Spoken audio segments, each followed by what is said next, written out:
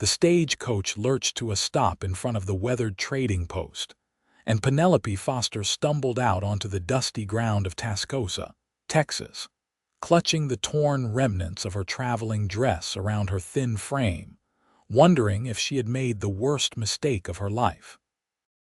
The driver barely looked at her as he tossed down her single battered trunk, the lock broken during the journey, its contents likely scattered or stolen.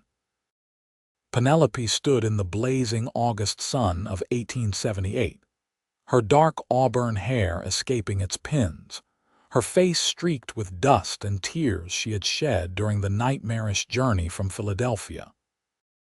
The dress that had once been her finest traveling outfit now hung in tatters, ripped during a harrowing river crossing when the stagecoach nearly overturned, and she had been thrown against the door. She looked around the small town with growing desperation. Tascosa was hardly more than a collection of wooden buildings clustered along the Canadian River, a cattle town that served as a crossroads for trail drives heading north. The main street was unpaved, lined with establishments that catered to cowboys and cattle barons. A saloon stood prominently on one corner, its painted sign faded by the relentless Texas sun. Across the way was a general store, and beyond that, what appeared to be a blacksmith shop with smoke rising from its chimney despite the oppressive heat. Penelope clutched the letter in her hand, now crumpled and damp with perspiration. The letter from Marcus Holden, the man who had arranged for her passage west, the man who had promised her marriage and a new life. She scanned the handful of people on the street, searching for someone who might be looking for her, someone who might be expecting a mail-order bride. But there was no one. The few men who noticed her either looked away quickly or stared with an intensity that made her skin crawl. She was alone, dressed in rags with no money and nowhere to go. "You looking for someone, miss?" A gravelly voice asked from behind her. Penelope turned to find an older woman with gray hair pulled back severely from a weathered face. Despite the harsh features, her eyes held a spark of kindness. "I am looking for Marcus Holden," Penelope said, her voice trembling. "I was meant to meet him here. We have an arrangement." The woman's expression shifted to something like pity. "Marcus Holden? Yes, do you know him?" "I knew him, honey. He died 3 weeks back.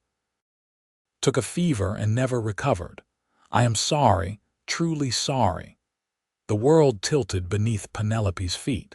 She felt the blood drain from her face as the full weight of her situation crashed down upon her. She had sold everything she owned to pay for part of her passage. She had left behind her position as a teacher in a girls' school, burned every bridge, and traveled across the country to marry a man who was now dead. She had nothing and no one. "I see," she managed to whisper, though she did not see at all. Everything was darkness and confusion. The woman reached out to steady her. "You better come inside and sit down before you fall down. I run the boarding house just down the street. Name is Martha Jenkins." "I have no money to pay for a room," Penelope admitted, shame burning through her. "We will figure something out. Come on now." But before Martha could lead her away, a tall figure emerged from the general store across the street. Even through her haze of shock and despair, Penelope could not help but notice him. He was broad-shouldered and lean, dressed in worn denim trousers and a dust-covered shirt, a wide-brimmed hat shading his face. He moved with the easy confidence of a man completely at home in this harsh environment. He stopped when he saw them, his gaze moving from Martha to Penelope, lingering on her torn dress and distressed state. Then he crossed the street toward them with purposeful strides. "Martha," he said, tipping his hat. His voice was deep and smooth, with a hint of something educated beneath the Western drawl. "Is there trouble?" Xander Kincaid, this young lady just arrived on the stage. She came to marry Marcus Holden, but of course, Marcus is gone. She has no money and nowhere to go. Xander Kincaid removed his hat, revealing dark brown hair that curled slightly at his collar and striking blue-gray eyes that studied Penelope with an intensity that made her want to look away, but she held his gaze. She was not going to crumble entirely, no matter how desperate her circumstances. "Miss," he said, his voice gentler now, "I am sorry for your situation. Marcus was a good man when he was sober, which was not often enough, but he did not deserve to die so young." Penelope felt a flash of alarm. The letter had said nothing about drinking. What else had Marcus holding concealed? "I need to find work," she said, lifting her chin despite the tremor in her voice. "I am educated. I was a teacher in Philadelphia. Surely there must be something I can do." Xander and Martha exchanged a glance that Penelope could not quite interpret. "Tascosa is not Philadelphia," Martha said carefully. "Work for respectable women is scarce here. Most families who can afford to educate their children send them back east to school. Then I will do something else. I can cook, clean, so." "In that dress, people will make assumptions," Xander said bluntly, but not unkindly. "This is a rough town, miss. Men here outnumber women 20-1. A woman alone, especially one who looks like she has been through hard times, will be viewed as fair game by some of the less scrupulous types." The truth of his words settled over her like a heavy blanket. She looked down at her torn dress, at the way the fabric gaped at the shoulder where it had ripped, at the muddy hem that dragged in the dust. She looked exactly like what she was, a woman with no protection and no prospects. "What do you suggest I do?" she asked, hating the desperation in her voice. Xander was quiet for a long moment, his gaze moving over her face as if weighing something important. Then he seemed to come to a decision. "Come with me," he said. "Both of you. Martha, I will need your help as well." He led them down the street to a building that looked slightly more prosperous than the others, with a painted sign that read, "Kincaid Ranch Office and Goods." Inside, the space was surprisingly well organized, with a desk, filing cabinets, and shelves lined with account books and samples of various ranch supplies. But what caught Penelope's attention was a large trunk in the corner, ornately carved and clearly expensive. Xander knelt beside it and opened the lid. Inside, Penelope glimpsed layers of fabric, rich colors and fine materials that seemed completely out of place in this rough frontier town. "These were my mother's things," Xander said quietly. "She passed 5 years ago. She was from Boston, came west when she married my father. She never quite adapted to the rough life out here, always held on to her fine things and her fine ways. My father built her a big house on our ranch, filled it with everything she wanted, but I do not think she was ever truly happy. She died of pneumonia one winter when I was 23. He pulled out a dress made of deep green silk, the fabric shimmering even in the dim light of the office. It was beautiful, elegant, with delicate buttons down the front and lace at the collar and cuffs. I have been keeping her things, not sure what to do with them. Could not bring myself to sell them, could not give them away to just anyone, but I think she would have liked you to have them." Penelope stared at the dress, then at Xander, completely overwhelmed. "I cannot accept this. You do not even know me. I know you are in trouble through no fault of your own. I know you need help, and I know that my mother would have helped you if she were here." He stood and held out the dress. "Please, take it. Take whatever you need from this trunk. Martha, can you help her?" Martha was already moving forward, her eyes suspiciously bright. "You are a good man, Xander Kincaid. Your mother would be proud. Come on, dear. Let us get you cleaned up and into proper clothes." In a small room behind the office, Martha helped Penelope wash away the dust and grime of travel with water from a basin. Then she helped her into the green silk dress, which fit surprisingly well, though it had to be taken in slightly at the waist. As Martha worked with pins and thread to make quick alterations, Penelope found herself fighting back tears. "Why is he being so kind?" she asked. "He does not know anything about me." "Xander has always been different," Martha said. His father, Harrison Kincaid, was a hard man, built one of the biggest ranches in the Texas Panhandle through sheer determination and some ruthless business practices. But his mother, Elizabeth, she was gentle and cultured.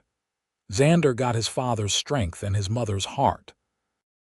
It makes him a bit of an oddity out here, truth be told. Men respect him because he can outwork and outride any of them, but they do not always understand him. "Is he married?" Penelope asked, then immediately felt her face flush. "I only ask because I want to know if I should thank his wife as well." Martha smiled knowingly. "He is not married. Had a woman a few years back, a saloon owner's daughter from Dodge City, but she left him when she realized he would never leave Tascosa and the ranch. She wanted city life, parties, society. Xander wanted the land and the cattle and the wide open spaces. They were never going to work." When Penelope finally emerged from the back room, transformed in the green silk dress with her hair properly pinned and her face clean, Xander stood from where he had been sitting at his desk reviewing papers. His expression shifted, something like wonder crossing his features before he schooled them back to neutrality. "That dress looks better on you than it ever did sitting in that trunk," he said simply. "Thank you," Penelope said, and her voice broke slightly on the words. "Thank you so much. I will find a way to repay you, I promise." "There is no debt," Xander said, "but if you are serious about finding work, I might have a solution. My ranch is about 5 miles outside of town. I have a house there, the one my father built for my mother. It is too big for just me. I have been living mostly in the foreman's cabin because I cannot stand how empty the big house feels.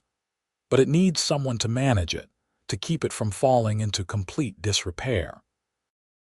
I need someone to handle the household accounts, to manage the cooking for the hands during busy seasons, to oversee all the things I have been neglecting because I do not have the time or the skill for them." Penelope's heart began to beat faster. "You are offering me a position, a job, yes. Room and board plus wages. It would be proper. Martha could vouch for me. I would not expect anything from you except honest work." It was too good to be true, and Penelope had learned the hard way that things that seemed too good to be true usually were. "Why? Why would you do this for a complete stranger?" Xander was quiet for a moment, his blue-gray eyes serious. "Because everyone deserves a chance, Miss Foster. Because life has dealt you an unfair hand, and if I can help balance the scales a bit, then I will. And honestly, because I do need the help. The ranch is doing well, but the house is suffering from neglect. My men are starting to complain about the food. I am drowning in paperwork I cannot manage properly. You would be doing me a favor as much as I would be doing you one." Penelope wanted to believe him. More than that, she needed to believe him, because the alternative was to end up in one of the saloons or worse. "I accept," she said. "And I promise you, Mr. Kincaid, I will work harder than you have ever seen anyone work. I will prove that your faith in me is not misplaced." A small smile touched his lips, the first real smile she had seen from him, and it transformed his whole face. "I believe you will, Miss Foster. Now it is getting late. Martha, could you keep Miss Foster at your boarding house for tonight? I will settle the bill. Tomorrow I will bring a wagon and drive her out to the ranch." "Of course," Martha said, beaming at them both like a proud mother. "Come along, dear. Let us get you settled and fed. You look like you have not had a decent meal in weeks." That night, lying in a clean bed with a full stomach for the first time in days, Penelope allowed herself to think about Xander Kincaid. He was not what she had expected to find in Texas. He was educated, She could tell from the way he spoke and carried himself.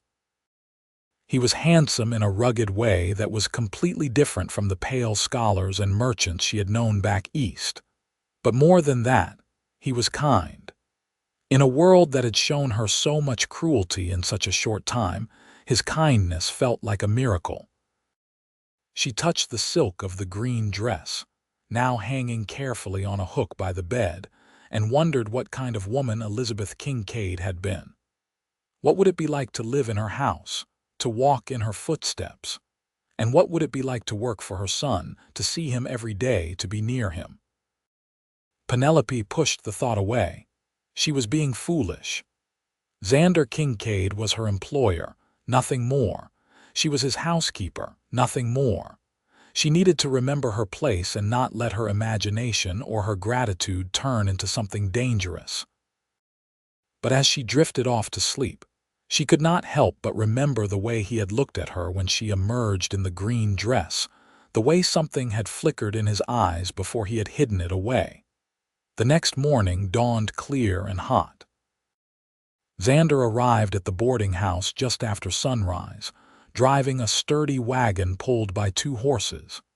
He had cleaned up since yesterday, his shirt freshly laundered, his hair still damp as if he had just bathed. He helped Penelope up onto the wagon seat, his hand steady and warm on her waist, and she tried to ignore the way her pulse jumped at his touch. They drove out of Tascosa, as the town was just beginning to wake.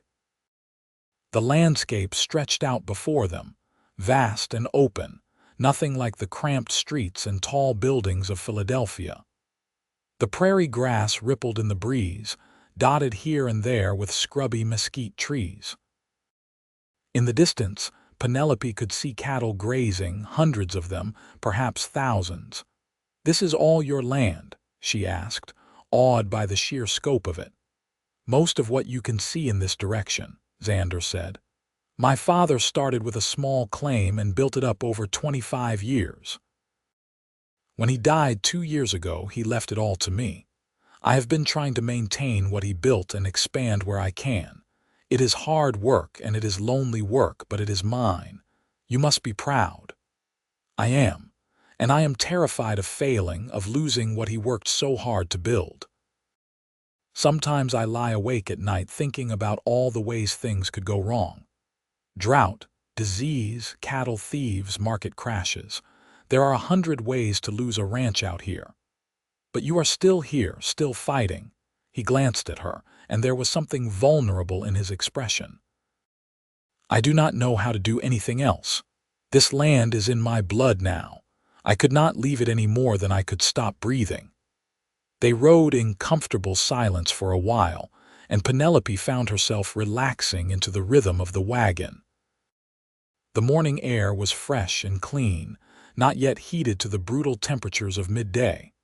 Birds called from the grass, and somewhere in the distance, a coyote howled. "Tell me about yourself," Xander said. "What brought you west? What made you answer Marcus Holden's advertisement?" Penelope hesitated, but decided he deserved the truth. He had shown her nothing but kindness after all. "I was teaching at a girls' school in Philadelphia. It was a good position, respectable, and I enjoyed the work. But the headmistress, Mrs. Thornton, had a nephew who took an interest in me. His attention was unwanted, but he was persistent. When I rejected him firmly, he told his aunt that I had been inappropriate with him, that I had tried to seduce him." Xander's jaw tightened. She believed him. Of course she did. He was family, and I was just an employee. "I was dismissed without references. No other school would hire me. My reputation was ruined. I was facing poverty or worse. Then I saw Marcus Holden's advertisement in the newspaper. He seemed kind in his letters. He said he wanted a wife who was educated, who could help him build something good in the West. I thought it was an answer to my prayers." "I am sorry," Xander said quietly. "I am sorry that man lied about you, and I am sorry about Marcus, but I am not sorry you came to Texas." His words sent a flutter through her chest. "Neither am I think. At least, Not anymore. The ranch house came into view as they crested a low rise. It was much larger than Penelope had expected, a two-story structure with a wide wraparound porch and tall windows. It had been painted white once, but the paint was peeling now, and several of the shutters hung crooked. Still, the bones of the house were good, and Penelope could see the love that had gone into its construction. "My father built it for my mother the year they married," Xander said. "He wanted her to have something beautiful, something that would remind her of the fine houses back east, but I do not think it ever felt like home to her. She missed Boston, missed her family and her old life. She tried to be happy here, but it was like watching a bird in a cage." "That must have been hard for both of them," Penelope said softly. "It was. They loved each other, but love is not always enough, is it? Sometimes people are just too different, want two different things. I saw it tear them apart slowly, year by year. My father threw himself into building the ranch, and my mother retreated into her house and her memories. By the time she died, they were like strangers living under the same roof." He pulled the wagon to a stop in front of the house and helped Penelope down. Up close, she could see how much work the place needed. The porch steps were sagging, weeds had grown up around the foundation, and the windows were thick with dust. "I know it looks rough," Xander said, and she could hear embarrassment in his voice. "I have been meaning to fix it up, but there is always something more urgent at the ranch. The cattle do not care if the house paint is peeling." "It is beautiful," Penelope said honestly, "and it will be even more beautiful once I am done with it. I can see its potential." Xander smiled at her, that same transformative smile from the day before. "Come on, let me show you inside." The interior was dusty and dim, but Penelope could see the quality everywhere she looked. Fine wooden floors, elegant staircases, spacious rooms with high ceilings. The furniture was covered with sheets, giving everything a ghostly appearance. In the parlor, a piano sat silent in the corner, its ivory keys yellowed with age. "My mother played," Xander said, noticing where her gaze had fallen. "She was quite talented. Some evenings, when my father was in a good mood, she would play and he would sit and listen. Those were the good times." Upstairs, Xander showed her to a bedroom that looked out over the prairie. It was lovely, with wallpaper depicting delicate flowers and a four-poster bed draped with faded curtains. "This was the guest room, but no one has visited in years. It is yours now if you want it. The master bedroom is down the hall, but I have not slept there since my father died. I have been staying in the foreman's cabin near the bunkhouse. It is simpler that way." "Where will you be if I need you?" Penelope asked, then felt her face heat. "I mean, if there is a problem with the house or the accounts or anything." "I will be around," Xander said. "I am usually out with the cattle during the day, but I come back most evenings. And Jorge, my foreman, is always at the bunkhouse. He can find me if there is an emergency." He left her to settle in, and Penelope spent the rest of the day exploring the house and beginning to make lists of everything that needed to be done. It was overwhelming, but in a good way. This was work she could do, work that mattered, work that would keep her hands and mind busy. That evening, Xander appeared at the kitchen door just as Penelope was attempting to figure out the massive cast iron stove. She had managed to get a fire going and was trying to cook something edible from the sparse supplies she had found in the pantry. "I should have thought about food," Xander said apologetically. "I will take you into town tomorrow and you can stock the pantry properly. For tonight, I brought some things from the bunkhouse." He had bread, cheese, dried meat, and some canned peaches.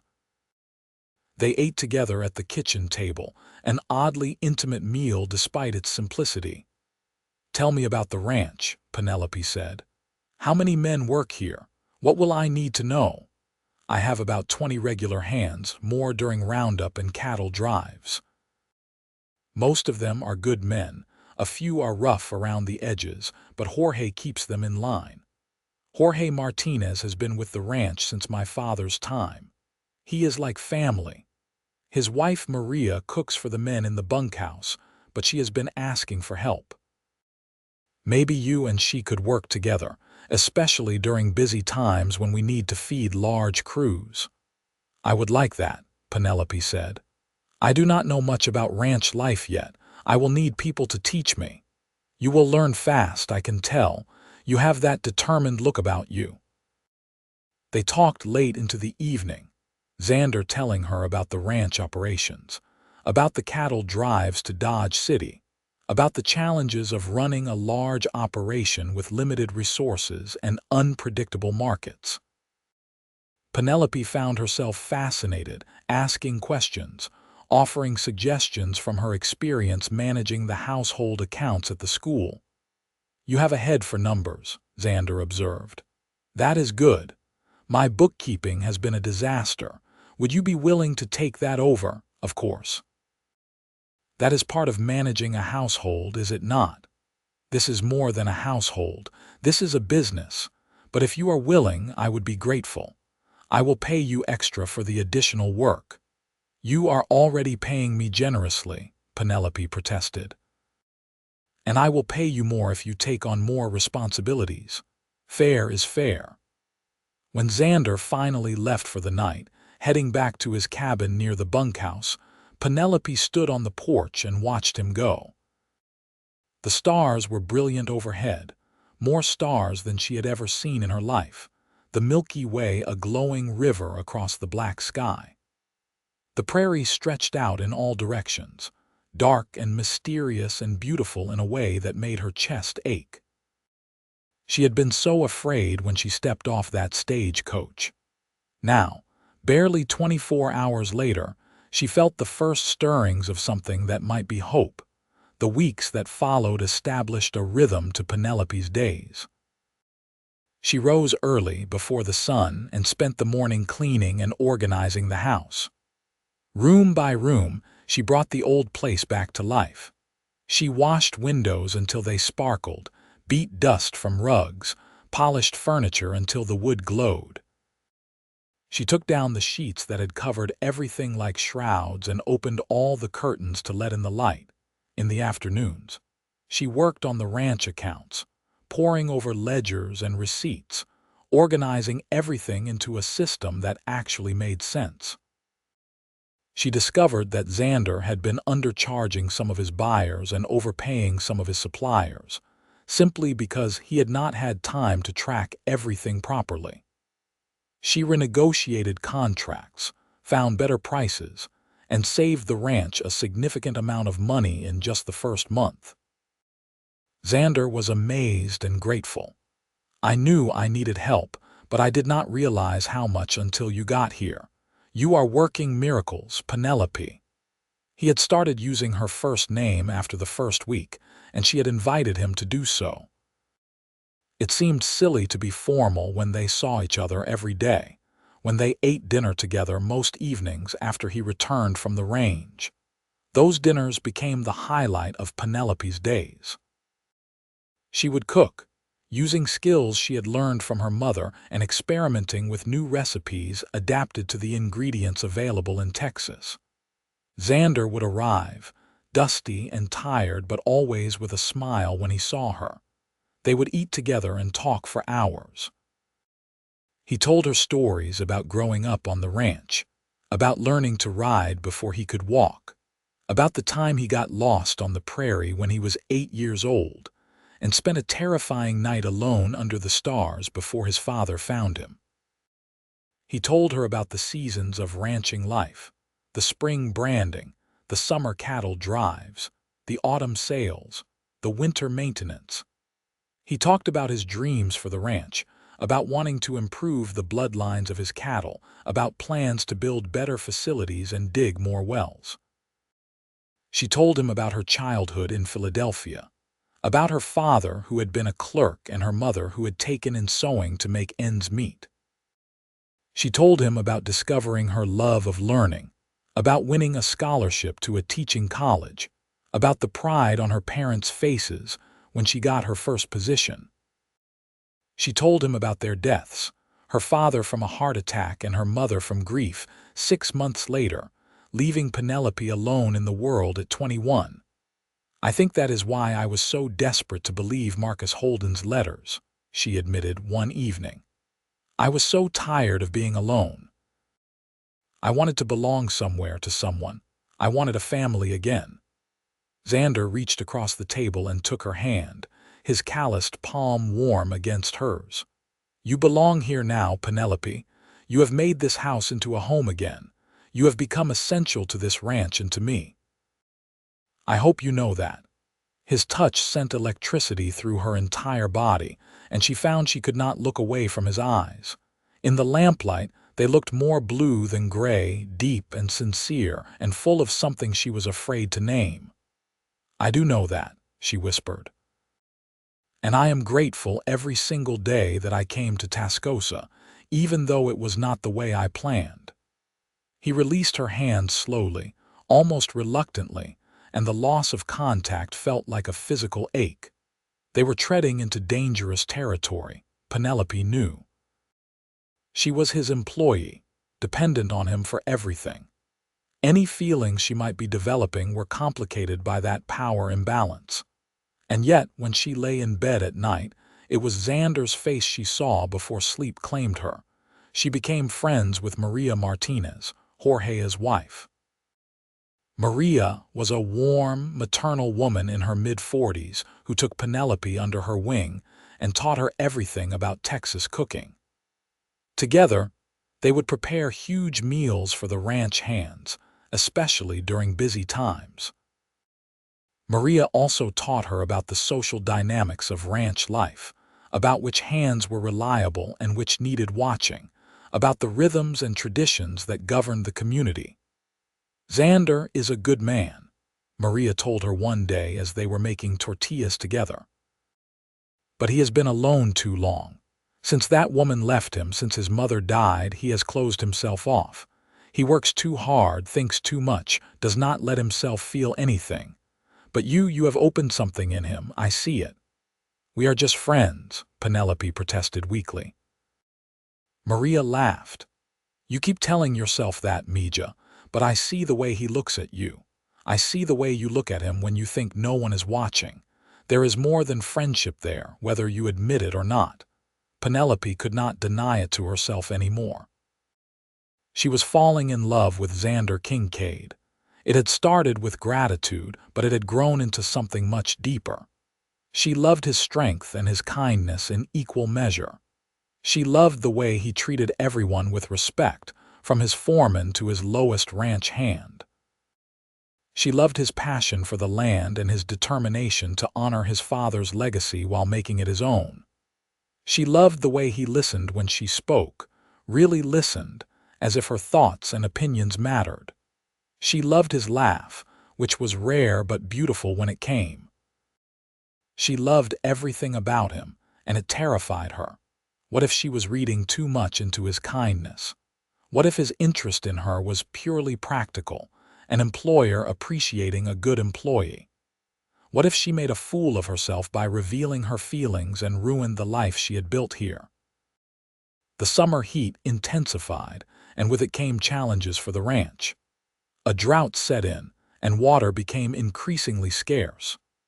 Xander spent long days riding the range, checking wells and water sources, moving cattle to where grass and water could still be found. He came home exhausted, his face lined with worry. "If the drought continues, I am going to have to sell off part of the herd," he told Penelope one evening. "I do not have enough water to sustain them all. But if I sell now, the prices will be terrible because everyone else will be selling for the same reason."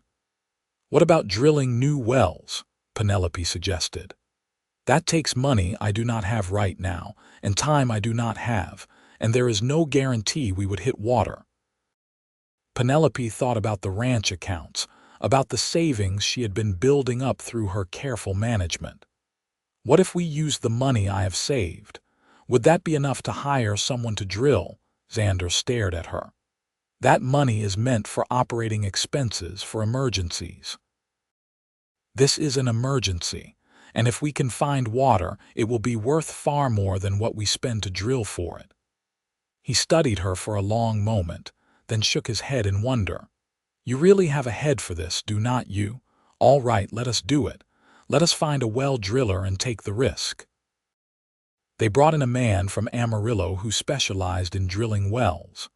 It was expensive and nerve-wracking, especially when the first 2 attempts hit only dry rock. But the third attempt, near the northern section of the ranch, hit a strong underground spring. Water gushed up, clean and cold and plentiful. The relief on Xander's face was almost painful to witness. He grabbed Penelope and spun her around, laughing with pure joy. "You did it. Your idea saved the ranch." When he set her down, they were standing very close, his hands still on her waist, her hands on his shoulders. The laughter faded from his face, replaced by something intense and heated. His gaze dropped to her lips, and Penelope's breath caught in her throat. "Penelope," he said softly, and her name had never sounded so beautiful.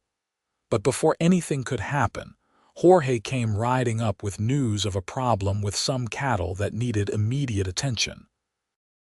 Xander stepped back, the spell broken, and rode off with Jorge, leaving Penelope standing by the new well with her heart pounding and her mind reeling. That night, she could not sleep. She kept thinking about that moment, about how close they had come to kissing, about the look in his eyes. She wanted him to kiss her. More than that, she wanted him to love her the way she loved him. The next day, Xander seemed to be avoiding her. He did not come back to the house for dinner, sending word through Maria that he was working late. The day after that was the same. Penelope told herself she should be relieved, that it was better to maintain professional distance, but instead she felt miserable. On the third day, she could not take it anymore. She rode out to find him, borrowing one of the gentler horses from the stable. She was not an experienced rider, but Maria's son had been teaching her, and she was determined. She found Xander mending a fence in a far pasture, working alone in the late afternoon heat. He looked up in surprise when he saw her approaching, then concern crossed his face as he took in her inexpert horsemanship. "Penelope, what are you doing out here? You could have been thrown." "I needed to talk to you," she said, dismounting clumsily. "You have been avoiding me." He looked away, focusing on the fence. "I have been working. You have been hiding. Ever since the day at the well, you have been staying away from the house.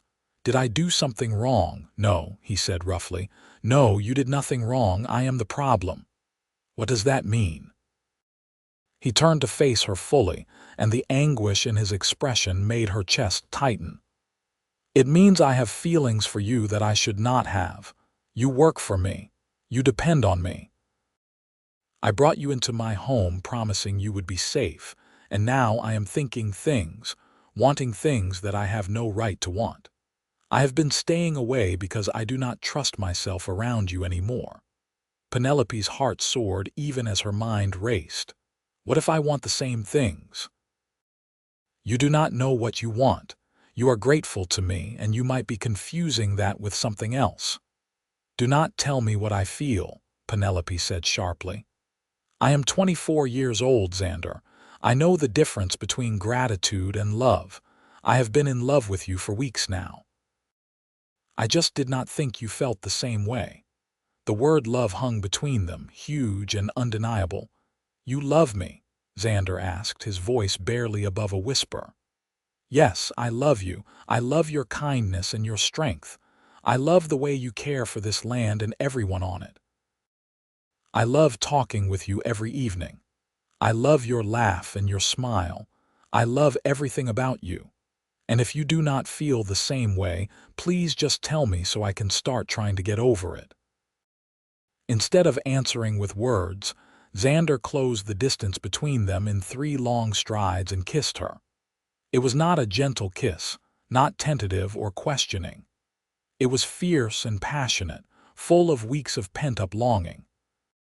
Penelope kissed him back with equal fervor, her hands tangling in his hair, his arms wrapping around her waist and pulling her against him. When they finally broke apart, both breathless, Xander rested his forehead against hers. "I love you too," he said. "God help me. I have loved you since the day you walked out of Martha's back room in my mother's green dress. I thought I was going to have a heart attack right there. You were so beautiful, but it was not just that. It was your courage, your determination, the way you held your head high even though your world had fallen apart. I fell for you immediately, and I have been falling harder every day since." "Then why were we fighting this?" Penelope asked, laughing and crying at the same time. "Because I am an idiot who was trying to be noble. Because I was afraid of taking advantage of you. Because loving someone is terrifying when you have watched love destroy your parents. Your parents' love did not destroy them. Their inability to compromise, to meet each other halfway, that is what destroyed them. But we are not them, Xander. We are already meeting each other halfway. I have learned about ranching in Texas, and you have let me bring culture and order into your life. We fit together." "We do," he agreed, and kissed her again, softer this time but no less full of feeling. They rode back to the ranch house together, Xander leading Penelope's horse since she was still not confident enough for the journey alone. When they arrived, the sun was setting, painting the sky in shades of gold and pink and purple. "Marry me," Xander said suddenly as he helped her down from her horse. "I know it is fast. I know we have only known each other for 2 months, but I also know I do not want to spend another day without you being mine completely. Marry me, Penelope." "Yes," she said without hesitation. "Yes, I will marry you." They told Maria and Jorge that evening, and the couple's joy was genuine and effusive. Maria immediately began planning a celebration, talking about food and decorations and invitations. Jorge clapped Xander on the back and told him he was a lucky man. "I know I am," Xander said, looking at Penelope with such love in his eyes that she felt breathless all over again.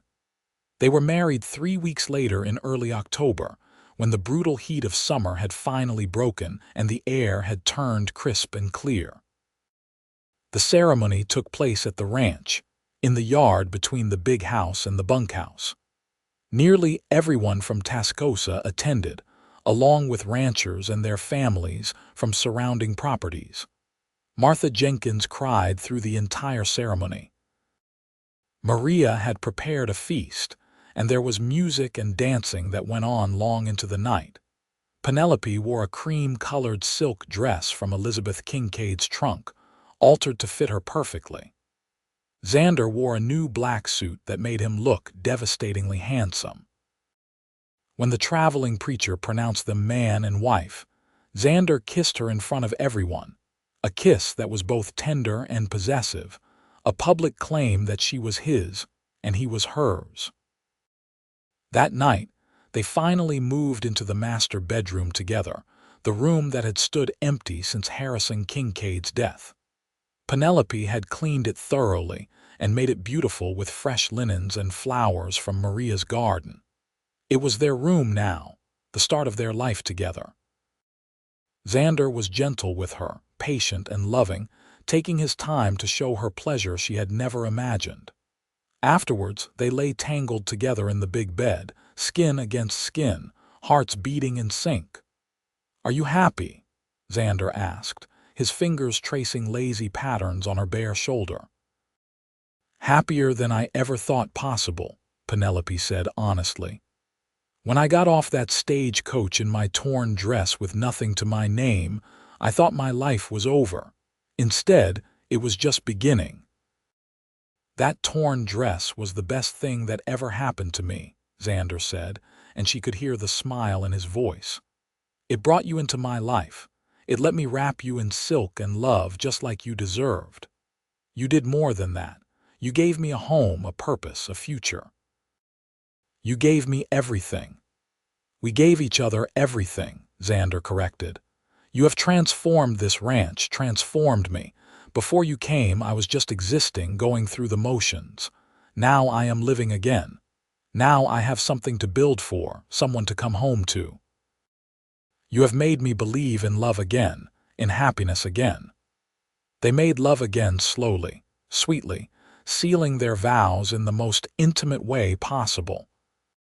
And when Penelope finally drifted off to sleep in her husband's arms, she sent up a prayer of thanks for the strange and difficult journey that had brought her to this moment, to this man, to this life. The first year of their marriage was an adjustment as they learned each other's rhythms and habits, but it was also full of joy. Penelope continued managing the house and the ranch accounts, her organizational skills and financial acumen proving invaluable as the ranch continued to grow and prosper. Xander learned to trust her judgment completely, often asking her opinion on major decisions and valuing her input. They established new traditions together. Every Sunday, they would ride out to their favorite spot on the ranch, a high bluff overlooking the Canadian River, and spend the afternoon together away from work and responsibilities. They would talk about everything and nothing, make love under the wide Texas sky, and simply enjoy being together. Penelope became an integral part of the community, respected and liked in her own right, not just as Xander Kincaid's wife. She started a small school at the ranch, teaching the children of the ranch hands basic reading, writing, and arithmetic a few hours each week. She organized social gatherings that brought the scattered ranching community together. She used her position and resources to help other women who found themselves in difficult circumstances, remembering her own desperate arrival in Tascosa. In the spring of their second year of marriage, Penelope realized she was pregnant. She told Xander one evening after dinner, watching his face anxiously, unsure how he would react. His response was everything she could have hoped for. His eyes filled with tears as he pulled her into his arms, holding her as if she were the most precious thing in the world. "A baby," he whispered. "We are going to have a baby. Penelope, I cannot believe it. I am going to be a father." "Are you happy?" she asked. Happy does not begin to cover it. I am terrified and thrilled and grateful all at once. When do you think? Probably late October or early November, based on my calculations. Our baby will be born 2 years after we got married. That seems fitting somehow, like the completion of a cycle. The pregnancy was not easy. The Texas heat in the summer months was oppressive, and Penelope suffered from nausea and fatigue. But Xander was attentive and caring, often rubbing her feet when they swelled, making sure she rested, bringing her anything she craved no matter how strange the request. Maria was a constant source of support and advice, having raised 5 children of her own. She taught Penelope what to expect, how to prepare, how to manage the discomforts of pregnancy. She also helped prepare the nursery, a sunny room next to the master bedroom that Penelope decorated with care. Their son was born on a cool November evening in 1880 after a long and difficult labor. Xander stayed with Penelope the entire time, holding her hand, wiping her face, encouraging her through each contraction. When the baby finally arrived, squalling and red-faced and perfect, Xander wept openly. "He is beautiful," he said, his voice choked with emotion. "Penelope, you are amazing. You did it." They named him Thomas Harrison Kincaid, Thomas for Penelope's father and Harrison for Xander's. Tommy, as they called him, had his father's blue-gray eyes and his mother's auburn hair. He was healthy and strong, with lungs that could wake the entire household when he was hungry. Parenthood transformed them both. Xander became even more protective and devoted, working hard but always making time for his family. Penelope discovered reserves of love and patience she had not known she possessed. Despite the sleepless nights and constant demands of caring for an infant, she had never been happier. When Tommy was 6 months old, laughing and rolling over and starting to show his personality, Penelope found herself pregnant again. This time the pregnancy was easier, perhaps because she knew what to expect, perhaps because her body had already been through it once. Their daughter arrived in early spring of 1882, a tiny, delicate creature with Penelope's features and Xander's coloring. They named her Elizabeth Rose Kincaid, Elizabeth for Xander's mother and Rose simply because they both loved the name. Lizzie was a quieter baby than Tommy had been, content to be held and rocked for hours, watching the world with solemn eyes. "Our family is complete," Xander said one evening as they sat on the porch, watching Tommy toddle around the yard while Lizzie slept in Penelope's arms. "A boy and a girl." "We are so blessed." "We are," Penelope agreed. "Sometimes I still cannot believe this is my life. 4 years ago I was stepping off that stagecoach with nothing. Now I have everything." "You built this life, Penelope. Your intelligence, your hard work, your courage." "Yes, I helped, but you did the real work of turning yourself from a desperate stranger into the heart of this ranch, this family, this community." The years continued to pass, each one bringing new challenges and new joys. The ranch prospered under their joint management. Tommy grew into a serious, studious boy who loved books as much as he loved horses. Lizzie was adventurous and fearless, always following her brother into mischief. In 1885, they added a third child to their family, another boy they named James. And in 1888, their fourth and final child arrived, a daughter they named Catherine. Their house was full of noise and chaos and love, everything Xander's childhood home had lacked. "My mother would have loved this," Xander told Penelope one evening after they had finally gotten all 4 children to bed. "All this life and laughter filling these rooms. This is what she wanted when my father built this house, but it never happened for her. I am glad it is happening for us." "Do you think she would have approved of me?" Penelope asked. It was a question that still surfaced sometimes, a lingering insecurity. "She would have loved you," Xander said firmly. "She would have seen what I see. A woman of grace and strength, someone who bridges both worlds, the refinement of the East and the toughness of the West. She would have been proud to call you daughter." As their children grew, Penelope expanded her school, eventually building a proper schoolhouse on the ranch property with money she and Xander donated. She hired a teacher from back east, a young woman in circumstances not unlike Penelope's own had been, and the school served children from ranches across the entire area. It became a source of pride for the community and a lasting legacy of Penelope's commitment to education. Xander continued to build the ranch, always improving, always innovating. He brought in new breeding stock to improve his cattle. He drilled more wells and built better facilities. He treated his workers fairly, paying good wages and providing decent housing, which meant the best hands wanted to work for him.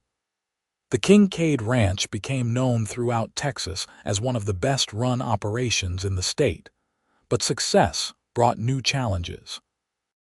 As the ranch grew more prosperous, they attracted attention, not all of it positive.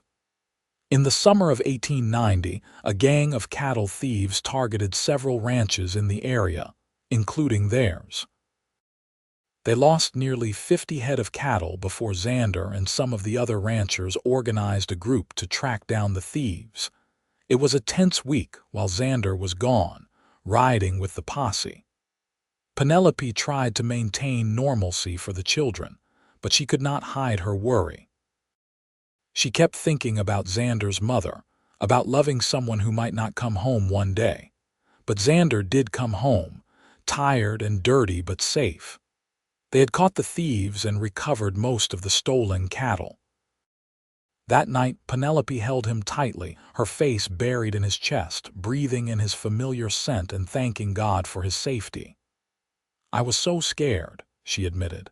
"I kept thinking about everything we have built together, everything we could lose." "I know," Xander said. "I was scared too.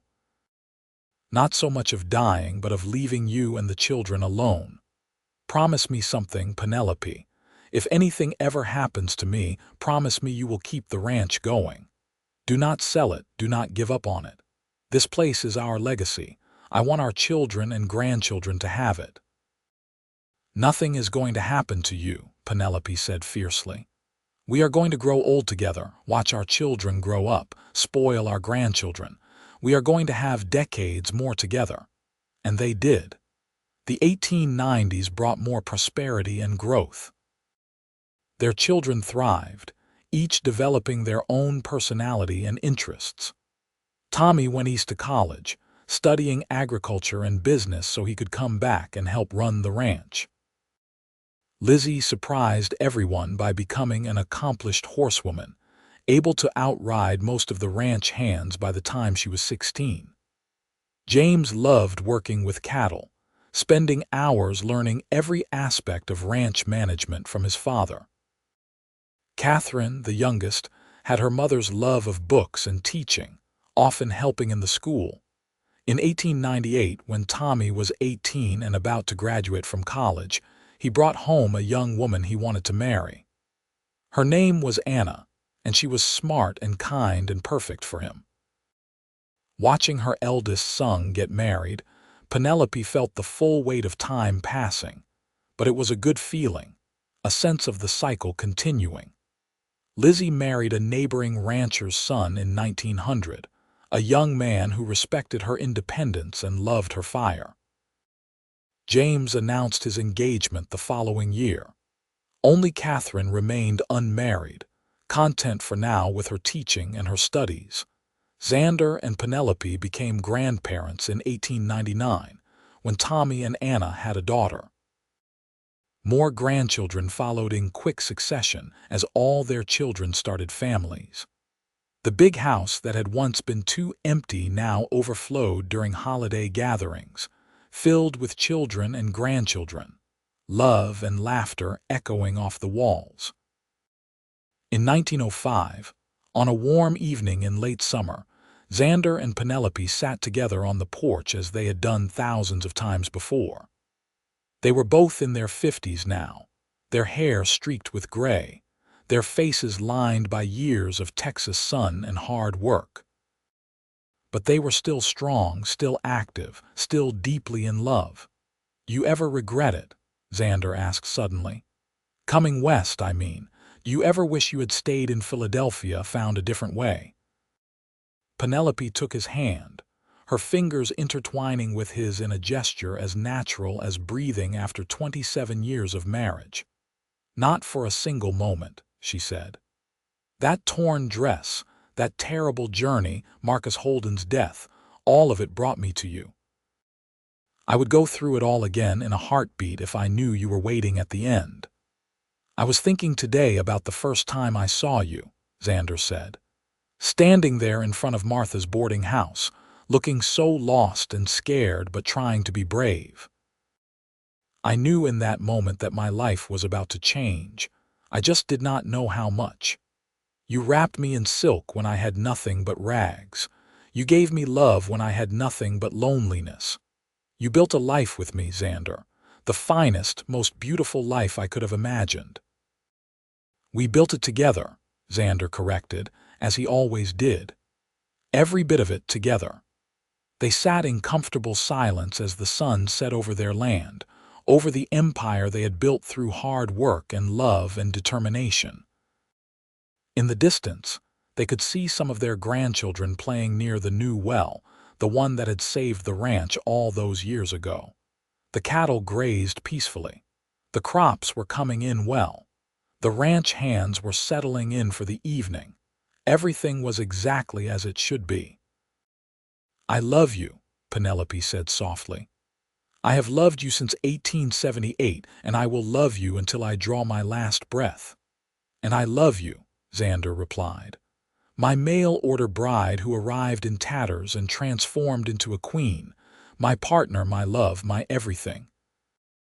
As the stars began to appear overhead, the same stars that had witnessed their courtship and their marriage and every moment of their life together, Xander and Penelope Kincaid sat holding hands, surrounded by the life they had built from nothing but hope and determination, and an unexpected chance meeting in a dusty Texas town.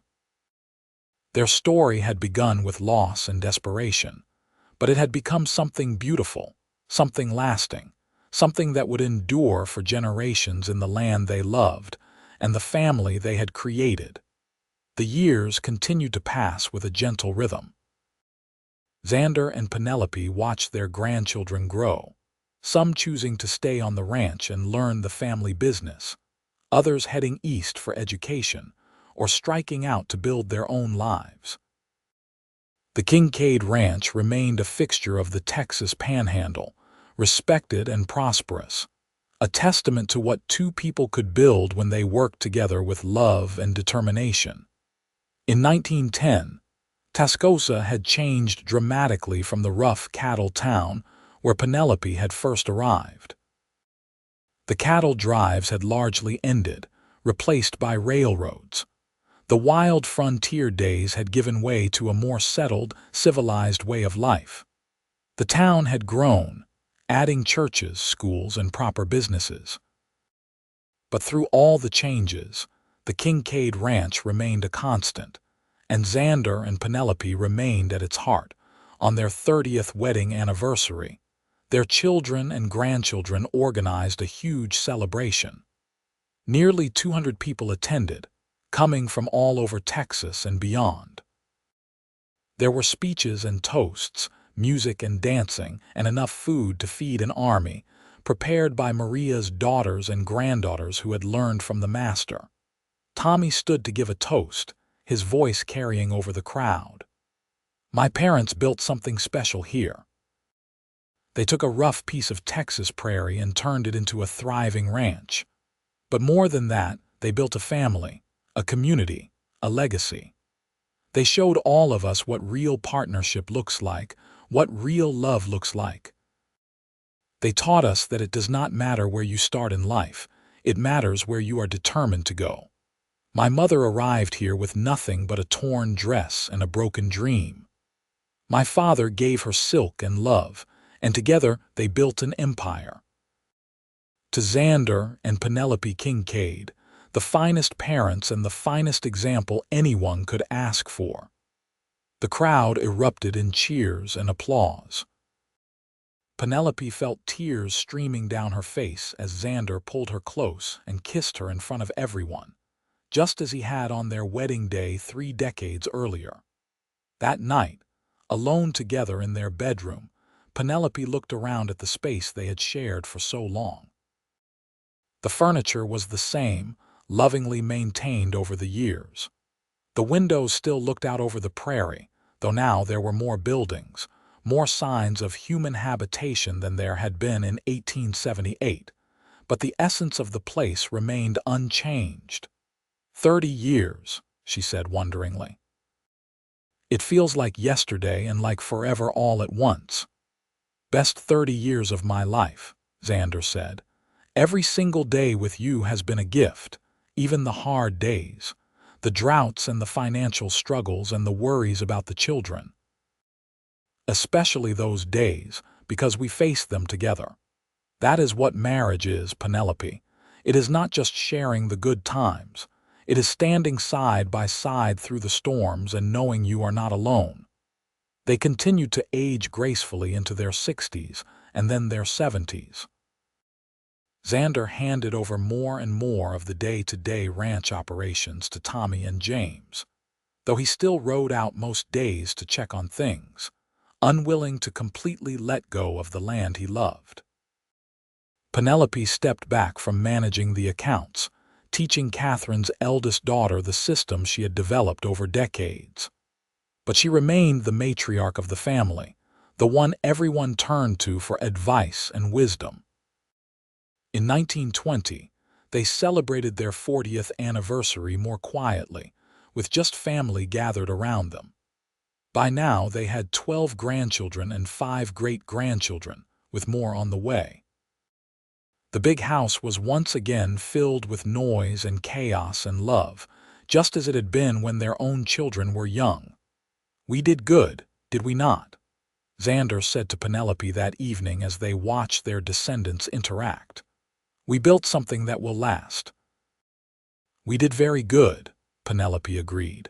"Better than I ever dreamed possible." Xander's health began to decline in his late 70s. He developed a persistent cough that would not go away, and he tired more easily than before. But his mind remained sharp, and his love for Penelope never wavered. He still insisted on their Sunday rides, though now they went at a slower pace and did not go as far. One Sunday in the spring of 1923, as they sat on their favorite bluff overlooking the river, Xander took Penelope's hand. "If I go first," he said, and she started to protest, but he stopped her with a gentle squeeze. "Listen to me. If I go first, I need you to know that loving you was the greatest privilege of my life. You were my salvation, Penelope. You saved me from a lonely, half-lived existence. You gave me joy and purpose and a reason to build something beautiful.